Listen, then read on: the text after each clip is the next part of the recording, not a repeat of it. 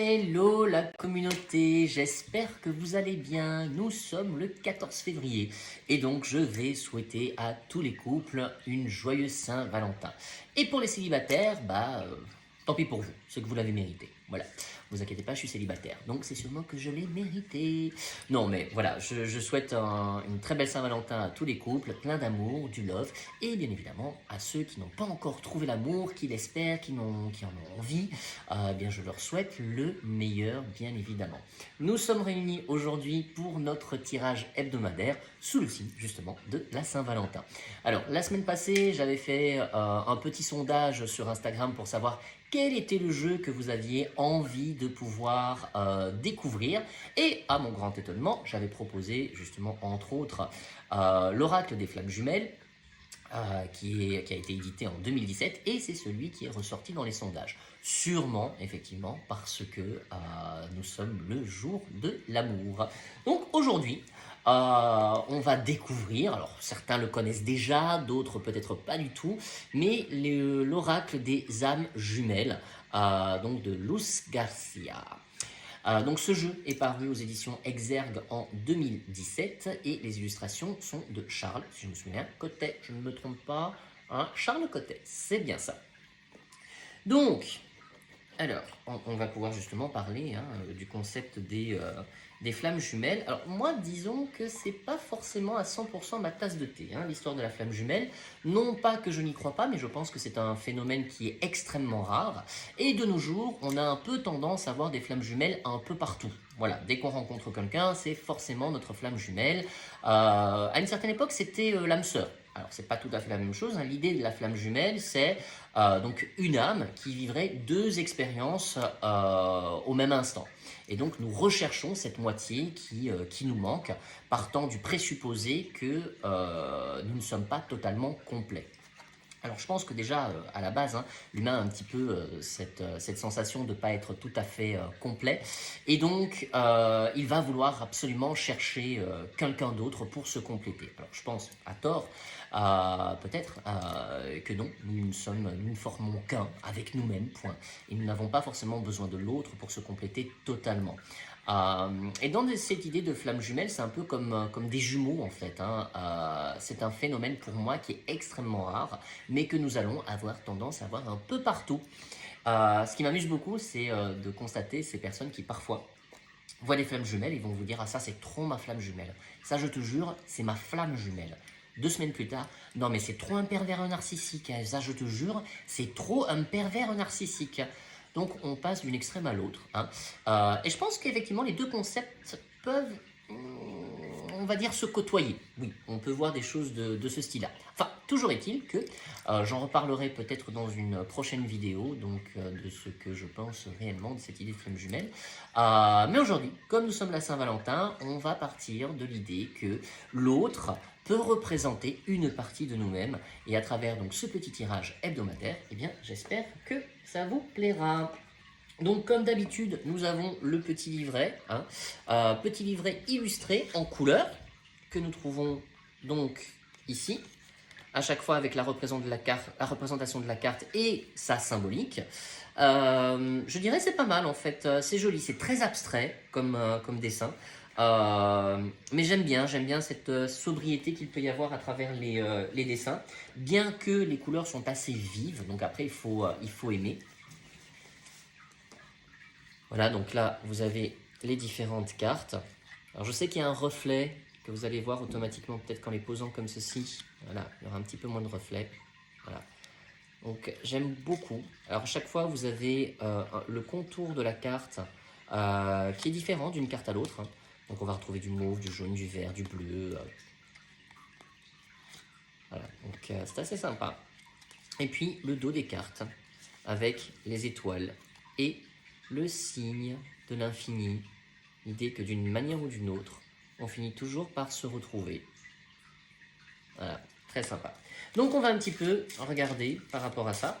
Alors c'est vrai que j'étais étonné parce qu'au départ je comptais donc vous proposer des nouveautés. Et puis quand celui-là est ressorti, je me suis dit ah bah merde, Je m'attendais pas à ça. Je pensais que vous seriez beaucoup plus intéressés par découvrir des nouveautés qui étaient aussi sur le thème de l'amour. Mais c'est pas grave, il y aura d'autres tirages et d'autres moments où nous allons pouvoir les découvrir. Et d'ailleurs, je vous propose qu'à partir de demain, vous vous connectez sur Instagram afin de pouvoir voter pour le prochain jeu que vous pourrez découvrir la semaine prochaine, donc comme tous les lundis. Alors, qu'est-ce que nous avons ici? Donc, on va prendre la carte du jour pour la communauté. Alors, je n'ai jamais joué avec ce jeu, donc je ne sais pas vraiment à quoi m'attendre, et je vais voir si effectivement les cartes me parlent. Alors, c'est la carte de l'illumination. Voilà, carte numéro 6, illumination. Donc, j'avoue que là, ici, je vais aller dans le petit livret, hein, parce que comme ça, en fait, il n'y a rien qui me vient, mais peut-être que en lisant, il y a peut-être quelque chose qui me viendra. Alors, qu'est-ce que ça dit? La petite âme se sent épuisée. Elle s'allonge sur son lit, un feu immense s'allume dans son corps. Elle ne peut plus parler ni bouger. Une énergie d'amour infinie la traverse une première fois, puis encore et encore, de plus en plus fort, de plus en plus vite. Soudain, son corps entier s'illumine. La petite âme transcende, elle a quitté la terre. Elle comprend qu'elle touche à l'infini. Avez-vous rencontré une personne dont les yeux portent votre lumière? Vous êtes-vous reconnecté à l'énergie de votre âme jumelle lors d'une méditation?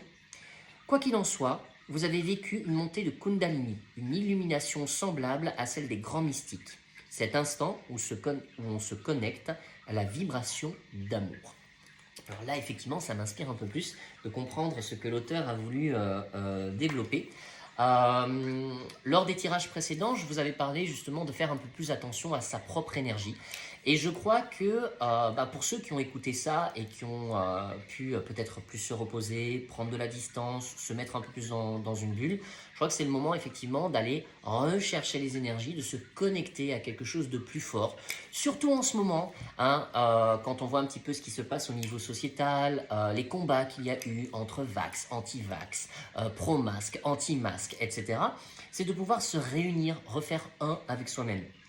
Et je pense que l'idée de la flamme jumelle, pour moi en tout cas, c'est comme ça que je le vois, c'est sortir de cette idée que forcément nous sommes deux, mais plutôt nous sommes un, et se réaligner en fait, et aller chercher justement l'énergie. L'idée de la Kundalini, c'est vraiment aller puiser l'énergie dans la terre et la faire ressortir, ou aller chercher l'énergie aussi au niveau donc, de l'univers, et la faire pénétrer dans l'ensemble du corps. Ainsi, ces deux énergies montantes et descendantes vont se réunir au niveau du cœur. Et là, nous allons pouvoir irradier quelque chose.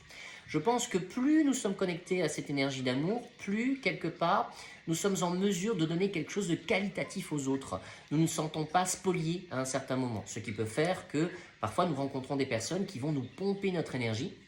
Et tant que nous restons bien reliés à cette énergie de la Kundalini, d'une manière ou d'une autre, on va pouvoir donner et donner et donner sans perdre notre vitalité. Et à un certain moment, lorsqu'on sent que c'est parfois un peu trop, on peut dire juste stop, j'ai besoin de me recentrer.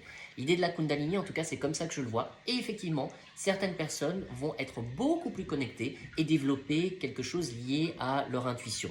Et l'intuition, c'est ce qui nous permet d'être guidés, c'est notre boussole intérieure. C'est lorsque le mental peut se taire et nous sommes connectés au corps. En tout cas, c'est comme ça que moi je le vois. Pour moi, l'intuition, c'est vraiment quelque chose où le mental va commencer à faire de la place à ce qui se passe corporellement. Notre boussole intérieure, c'est notre corps et c'est là pour moi où se loge notre intuition.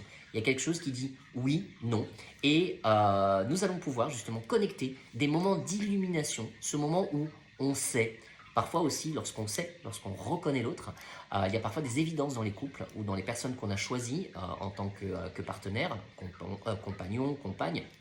Il y a quelque chose qui est une évidence. Même chose quand ça ne va plus. Là aussi, ça peut être une évidence. C'est-à-dire que parfois, on essaye de se convaincre que ça va fonctionner et on sait depuis le départ que ça ne va pas fonctionner. On a eu ce petit truc qui nous dit « En fait, non, mais je vais quand même pousser. » Parce que justement, on cherche à faire taire le vide qui est en nous, la peur qui est en nous. Et nous avons besoin de l'autre pour anesthésier en fait cette sensation-là. Or, je dirais, c'est ce moment où nous devons être très vigilants pour garder cette connexion à cette sensation et lui permettre de s'exprimer. Et ça aussi, ça peut être une forme d'illumination, être conscient des blessures qui nous ont constitués, prendre conscience de cette fatigue qui peut être présente, qu'elle soit émotionnelle, physique, spirituelle, parce que parfois on est dans un burn-out spirituel, ça arrive aussi, ou un burn love, on a trop donné et on n'est plus capable de donner, et se recentrer pour retrouver en fait la connexion au niveau énergétique, je pense que c'est par là que notre cœur va pouvoir s'exprimer d'une manière ou d'une autre. Voilà, j'espère que ça vous aura inspiré pour cette journée de l'amour. Donc n'hésitez pas de mettre un petit commentaire, voir de quelle manière ça vous parle, quelles sont les expériences aussi que vous avez peut-être au niveau de la flamme jumelle, de ces moments d'illumination, de ce qui vous a connecté à ce qui est plus grand que vous, à l'amour que vous avez envie de diffuser aux autres. Ça peut être intéressant que ce soit eh bien, pour les autres de la communauté, pour moi pour avoir un petit feedback. Donc n'hésitez pas à mettre un commentaire, à partager, parce que n'oubliez pas, c'est quand même grâce à vous qu'on continue à exister. Donc partagez sur les réseaux sociaux, que ce soit sur YouTube, que ce soit sur Instagram, que ce soit sur Facebook, on compte réellement sur vous. Merci beaucoup, on se retrouve la semaine prochaine, prenez soin de vous et n'oubliez pas de vous aimer. À très vite, à très bientôt, ici, au magasin ou ailleurs.